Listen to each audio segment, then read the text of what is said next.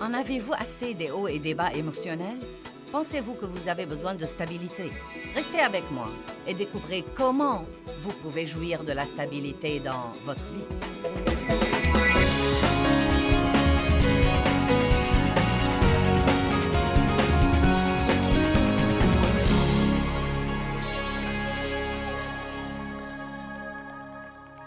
Je veux vous parler ce soir de vous libérer de votre pensée trompée. J'ai essayé d'enseigner sur la pensée ce week-end et de parler, de changer la pensée et de la renouveler. Je veux vous parler ce soir du gâchis que seront nos vies si nous avons une pensée trompée. Père, nous te remercions pour cette parole et nous croyons qu'elle va toucher la vie des gens. Au nom de Jésus, Amen. Deutéronome 11:16 dit « Gardez-vous de vous laisser tromper par votre cœur et par votre pensée. » Abdias 1:3 dit « L'orgueil de ton cœur ou de ta pensée t'a égaré. » Maintenant, l'orgueil vous fait croire que vous ne serez jamais trompé. Et c'est une chose dangereuse, car Matthieu 24 dit que nous devons prier continuellement pour ne pas nous égarer, parce qu'il y aura sûrement beaucoup de tromperies et de mensonges dans les derniers jours. Je plains aujourd'hui les gens qui n'ont pas une foi solide en Christ, parce qu'il y a tant d'hérésie en ce moment et tant de théologie de compromis que ça représente un vrai challenge, un vrai défi pour les gens qui ne savent rien, de décider à quoi ils sont vraiment censés croire. Nous devons prier pour que les gens qui se heurtent à la vérité comprennent la volonté de Dieu à leur égard. Il y a différentes choses qui peuvent nous tromper. Les choses peuvent nous tromper. Elles peuvent facilement se présenter comme étant beaucoup plus importantes qu'elles ne le sont vraiment.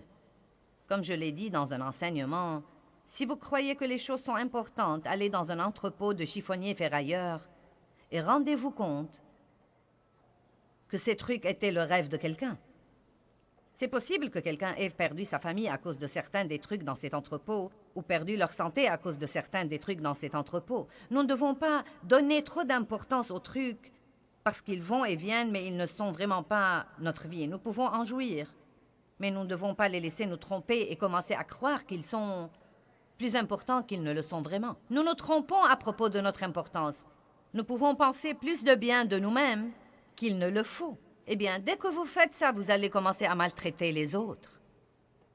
Si vous croyez que vous êtes meilleur que les autres, vous allez sûrement les mépriser. Il y a donc différentes façons dont vous pouvez vous tromper. J'ai enseigné cette année une série sur la tromperie, mais il y a une chose particulière dont je veux vous parler ce soir, quelque chose que vous n'avez jamais considéré comme de la tromperie. Mais je crois que pousser une bonne chose un peu loin peut aussi devenir de la tromperie.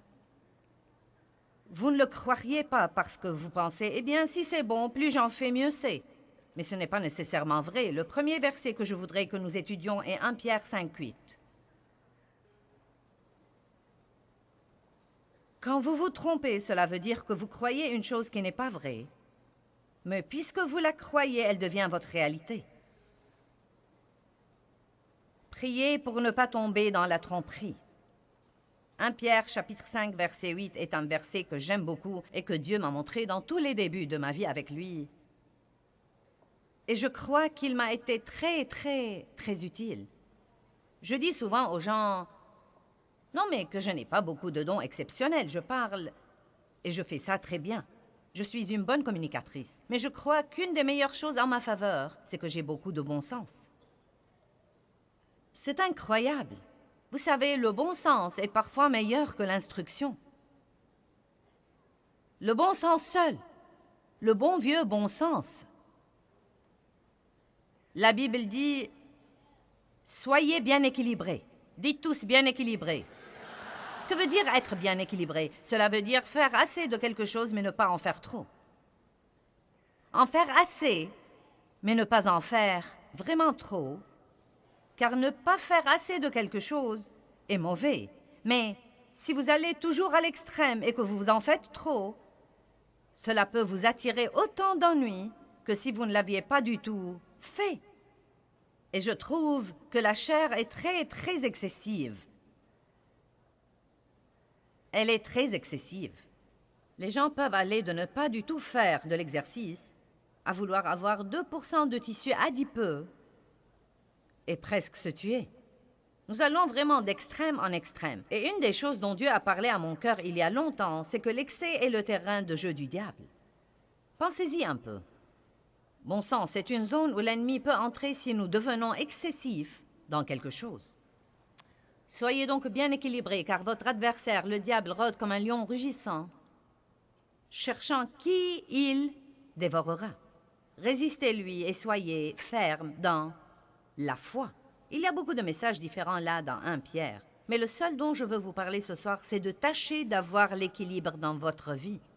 Et donc, je vais vous parler de plusieurs domaines où je crois vraiment que les gens peuvent devenir très excessifs et pourtant croire en même temps qu'ils sont très spirituels.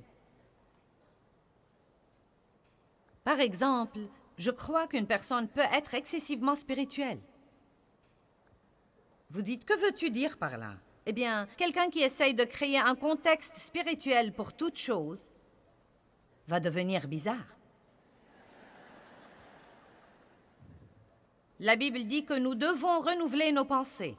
Certains la lisent mal et croient en fait qu'elle dit que nous devons enlever nos pensées. Vous ne perdez pas votre cervelle et vous ne perdez pas votre bon sens quand vous êtes régénéré et quand vous avez une relation avec Dieu. Être spirituel ne veut pas dire que vous êtes en train de flotter sur un nuage tout le temps et que tout dans la vie devient essentiellement spirituel. Il y a dimanche, mais il y a encore lundi, mardi, mercredi, jeudi, vendredi, samedi, dimanche, lundi, mardi, mercredi. Vous devez gagner votre vie. Vous devez vous entendre avec les gens. Vous devez payer vos factures. Vous devez nettoyer votre maison. Et vous ne devez sûrement pas parler partout le langage chrétien avec tous ceux que vous connaissez et leur donner l'impression que vous êtes fou. Comment est-ce que quelqu'un peut être trop spirituel? Eh bien, d'abord, il commence à négliger les aspects naturels de la vie quotidienne. Par exemple, peut-être qu'il prie beaucoup, mais il compromet sa santé. Vous ne voulez pas que je m'embarque là-dedans.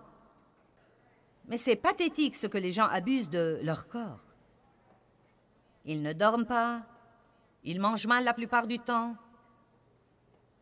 ils ne boivent pas assez d'eau, ils ne prennent pas soin d'eux-mêmes, ils ne font jamais de l'exercice et se sentent mal tout le temps. Je vais prier pour un miracle. Et il y a trop de ces trucs-là. Il y a des gens qui ne font pas ce qu'ils devraient faire et ensuite prient Dieu d'arranger les choses. Nous sommes les associés de Dieu et il nous mène et nous montre ce que nous devons faire. Dieu guérit les gens, mais il dit aussi « allez et ne péchez plus ». Et donc, pendant que vous recevez la guérison et l'exaucement et la délivrance de Dieu, apprenez une nouvelle façon de vivre. Ne faites pas la même chose stupide à n'en plus finir et ne vous attendez pas à un résultat différent. Allez maintenant, j'ai beaucoup de choses à dire ce soir et peu de temps pour les dire. Faites donc comme si vous compreniez vite. Combien d'entre vous savent que j'ai raison? Vous vivez stupidement, et vous sortez et vous utilisez vos cartes de crédit, et quand vous les épuisez, vous en prenez une autre. Vous l'épuisez, vous en prenez une autre. Vous vivez bien au-delà de vos moyens, et ensuite, vous allez à un service d'annulation de dette, et vous vous attendez à un miracle. Non, ce que vous devez faire, c'est de vous discipliner, de payer vos factures, et de ne pas dépenser excessivement. Commencez à mettre de l'argent de côté. Arrêtez d'acheter tout à crédit et apprenez à payer comptant pour quelques trucs. Patientez un peu et attendez pour acheter quelques trucs. Peut-être que ce n'est pas trop passionnant ce soir, mais ça va vous aider. Les gens comme ça, leur conversation avec les autres est excessivement religieuse. Ils n'ont pas assez de bon sens pour savoir, pour discerner à qui ils parlent. Maintenant, si je suis avec quelqu'un qui est sur la même longueur d'onde que moi, je peux lui parler d'une façon différente de celle de parler avec quelqu'un qui n'est pas chrétien, ou qui est un nouveau chrétien, ou qui est d'un certain milieu religieux et qui ne va pas comprendre beaucoup de choses que je dis. Une dame a dit ce matin qu'elle a un fils adolescent et qui lui a dit « Maman, madame une telle est régénérée et elle est la mère d'un des amis de son fils. » Il lui dit « Eh bien, elle est en fait très religieuse. Il dit quand elle ne parle que de la Bible et de Dieu et le Seigneur soit loué. Elle lui dit, crois-tu que je sois comme ça? Il lui dit, non, non, non, tu n'es pas comme ça. Vous voyez, la première chose que cet adolescent a remarqué, c'est qu'elle poussait la chose un peu loin. Elle a probablement de bonnes intentions. Elle est excitée de ce que Dieu a fait dans sa vie. Et elle veut juste le raconter à tout le monde. Mais vous savez, il vaut mieux parfois pour montrer quelque chose aux gens, de prendre un peu de temps, d'investir du temps et de les laisser voir que vous êtes différents, plutôt que d'essayer de leur caresser les oreilles avec la parole de Dieu.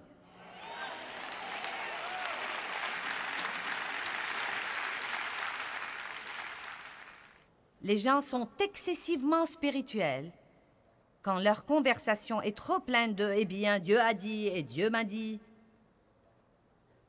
Car la vérité est que nous sommes menés par l'Esprit de Dieu.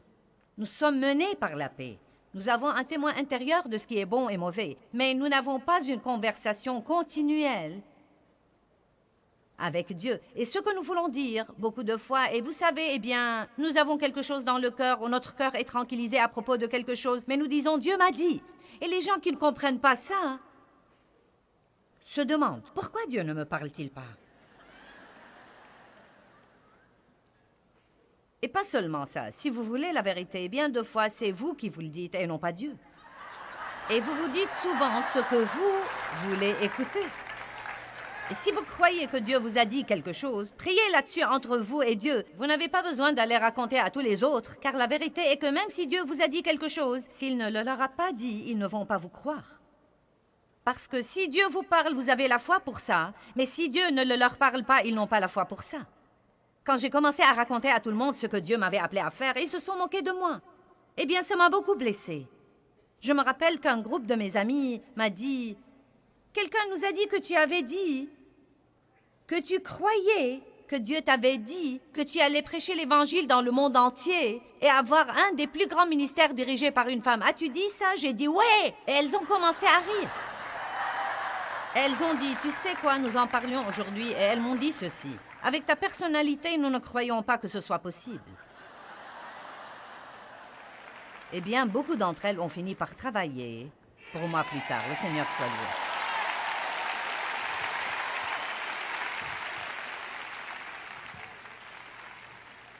J'ai dû surmonter beaucoup de ces trucs aussi. Nous avons de bonnes intentions. Mais j'essaye de m'exercer à dire, vous savez, Dieu m'a mis ça dans le cœur. Je crois que c'est comme ça que Dieu me mène. Et plutôt m'éloigner de ces trucs qui donnent en fait aux gens l'impression que vous êtes plus spirituel et que vous les dépassez tellement qu'ils ne pourraient jamais être comme vous ou avoir ce genre de relation avec Dieu. Peut-être que certains n'aiment pas ce que je dis parce que vous aimez plutôt être ce genre de personne.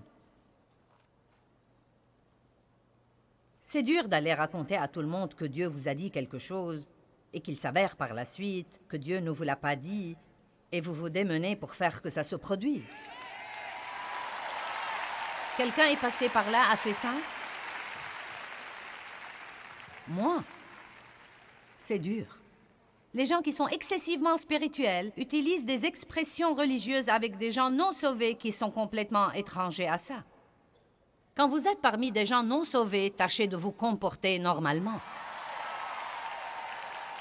Oh Dieu, sois loué, frère. J'ai été coincé dans un embouteillage ce matin, mais Jésus est bon. Alléluia.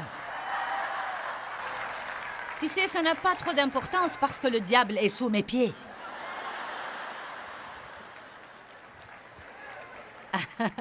J'ai dû vraiment relire et réviser mes livres et changer quelques trucs. Vous savez, parce qu'il y a des expressions que j'utilisais auparavant qui rendaient les gens vraiment complètement perdus. Je vais tasser des coups sur la tête du diable.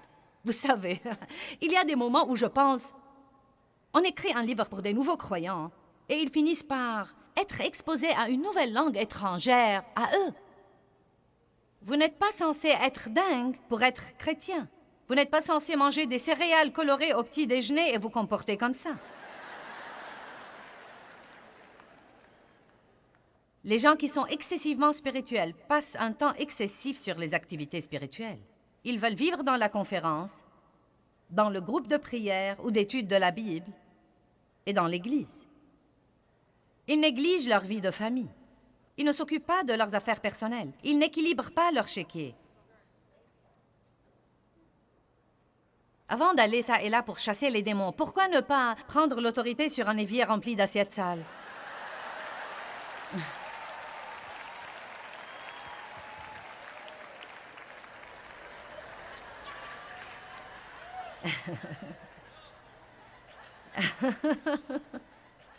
Vous savez où j'étais quand Dieu m'a appelé? Je faisais mon lit. Vous n'êtes pas censé faire quelque chose de spirituel pour que Dieu vous parle.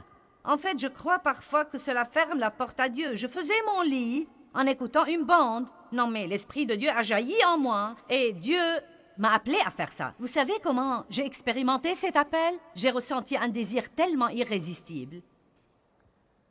Et ça ne m'a jamais quitté. Et j'ai senti que Dieu m'a dit que j'allais enregistrer des messages et qu'ils seraient diffusés dans le monde entier. Et c'est exactement ce qui arrive aujourd'hui à travers la télévision et la radio et les livres, etc. Les gens peuvent même donner excessivement à tel point qu'ils ne pourvoient pas aux besoins de leur famille. Mon père avait de l'amertume dans son cœur parce que son père était un de ces types excessivement spirituels. Mais il était aussi méchant qu'un serpent à la maison. Il allait à l'église et donnait tout son argent alors que ses enfants n'avaient même pas de chaussures et ils allaient partout pieds nus. Et il faisait le religieux, puis traitait tout le monde à la maison comme des chiens.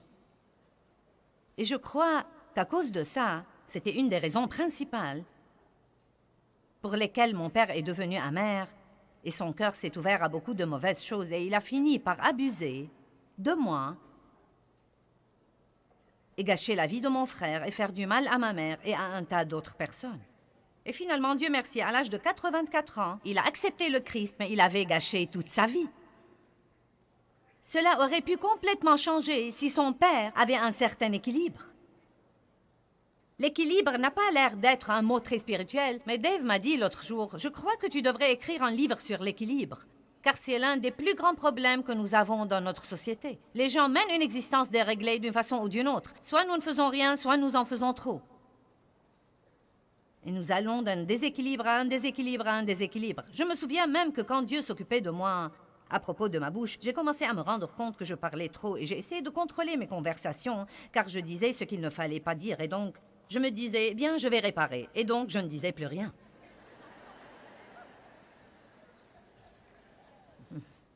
Allez, maintenant. Vous pouvez même, vous savez, payer la dîme et donner des offrandes est bon, mais vous devez aussi être responsable et vous occuper de votre famille.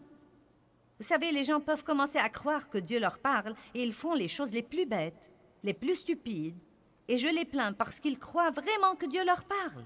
Vous pouvez tellement vous égarer si vous avez un esprit d'erreur. Vous vous trompez tellement que vous croyez que Dieu vous dit des choses qu'il ne vous dit pas du tout. Non, mais les choses auxquelles nous faisons face, parce que les gens perdent l'équilibre, et cela les ouvre à toutes sortes de trucs bizarres.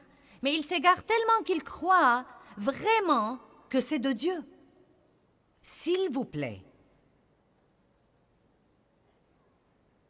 ne laissez pas votre pensée vous tromper. Si tous ceux que vous connaissez vous disent que vous vous comportez bizarrement, vous devez peut-être prier là-dessus au moins.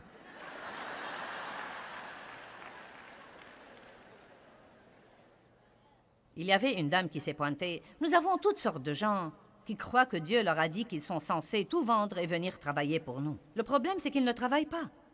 Nous ne les connaissons même pas. Ils font leurs valises et vendent tout et quittent leur maison.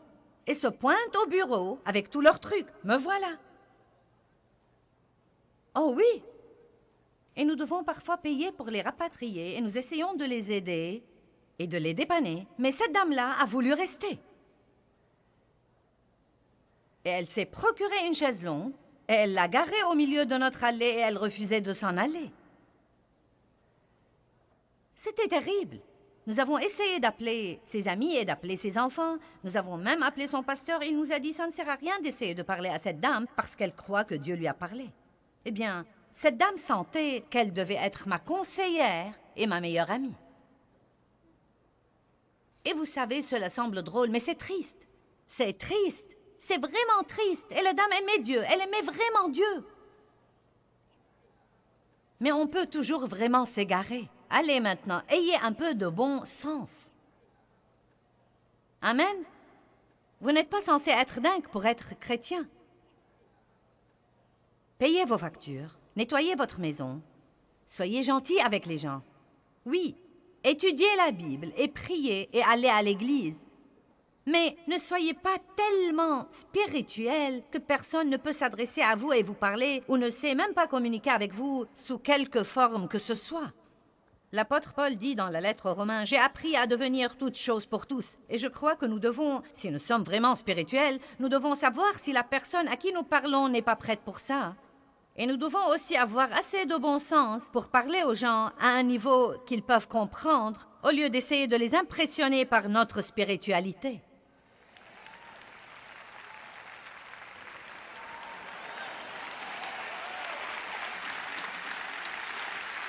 Regardons 1 Timothée 5:8.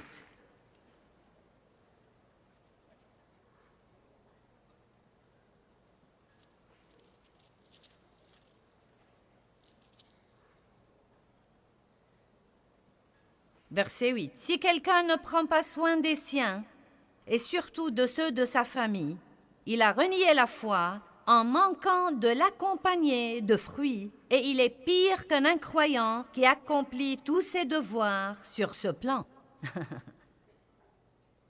Eh bien, je n'ai pas eu beaucoup de fruits pour ça. Qui a un parent qu'il n'a pas appelé depuis 6 mois ou qu'il n'est pas allé voir parce qu'il est occupé à être spirituel? Allez maintenant. Je crois que vous pouvez vous fâcher. Je m'en irai ce soir de toute façon et vous n'en mourrez pas. Et quand je reviendrai, vous m'aimerez de nouveau. Vous savez quoi? En ce moment, je suis dans une période surchargée de l'année. En 4 semaines, j'ai fait 3 conférences. Toutes les semaines, j'avais 2 jours de télé. Et j'avais d'autres réunions que j'ai faites. Et pour moi, c'est vraiment un programme serré. Au milieu de tout ça, ma mère, qui a 80 ans, est tombée malade et entrée à l'hôpital. Eh bien, ce n'est pas le bon moment pour moi pour m'occuper de tout ça. Mais quand je rentrerai ce soir, chez moi, aux alentours de minuit, demain sera la première journée libre que j'aurai depuis longtemps et la seule que je vois venir pour quelque temps. Mais je dois aller voir ma mère et voir ma tante devenue veuve et dont je m'occupe. Parce que ça ne me sert à rien de me tenir devant vous et d'essayer d'être spirituel si je n'obéis pas à ce que dit le reste du verset.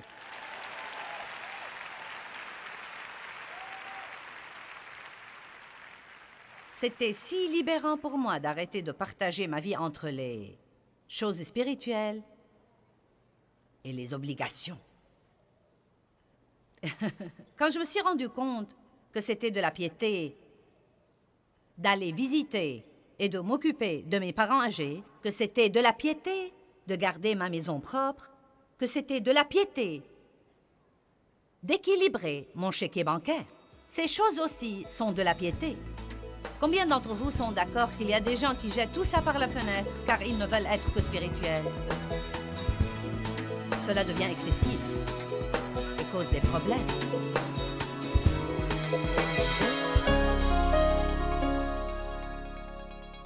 Eh bien, les pensées ont tout à voir avec les émotions et vos pensées peuvent littéralement soit vous exciter, vous angoisser et vous exaspérer, soit vous aider à vous calmer et vous apaiser. Nous devons être fermes, disciplinés et bien équilibrés dans nos vies et nos pensées ont beaucoup à voir avec ça. Peut-être que vous pensez tous, eh bien, je ne peux rien changer à mes pensées. Eh bien, la première chose que vous devez apprendre, c'est que vous pouvez choisir vos pensées et vous devez le faire avec précaution.